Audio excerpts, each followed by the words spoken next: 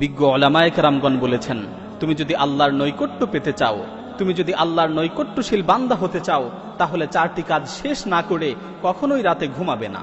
প্রথম কাজ, আল্লাহ ইয়ানামা ওয়ালাহু ওয়াজহুল আরদি খাসামুন, কারো সাথে ঝগড়া বিবাদ চলছে, এই ঝগড়া বিবাদের মীমাংসা না করে রাতে ঘুমাবে না।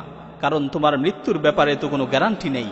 এই ঝগড়া বিবাদের মীমাংসা না করা অবস্থায় যদি রাতে তোমার মৃত্যু হয়, আর বিবাদী ব্যক্তি যদি কিয়ামতের দিন তোমার বিরুদ্ধে আল্লাহর কাছে বিচার দায়ের করে, সেই সময় তুমি কি করবে?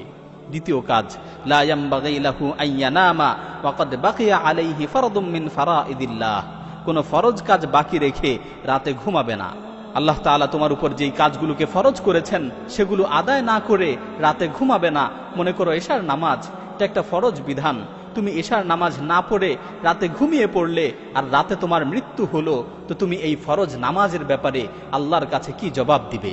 তৃতীয় কাজ, লা ইয়ামবাগি আন ইয়ানামা মা লাম ইয়াতুব মিন যুনুবিহি আল্লাতী সালাফাত মিনহু, গুনাহ থেকে তওবা না করে রাতে ঘুমাবে না।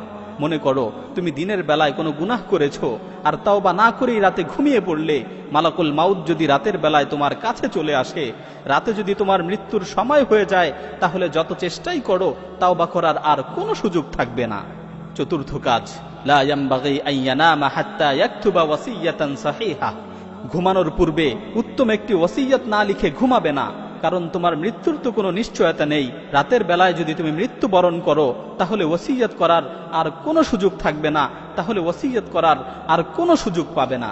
সুতরাং মৃত্যুকে সুনিশ্চিত মনে করে, মৃত্যুকে নিকটবর্তী মনে করে এই 4টি কাজ করে তারপর রাতে ঘুমাবে। যদি তুমি এই 4টি কাজ করতে পারো, তাহলে তুমি আল্লাহর নৈকট্যশীল হতে পারবে।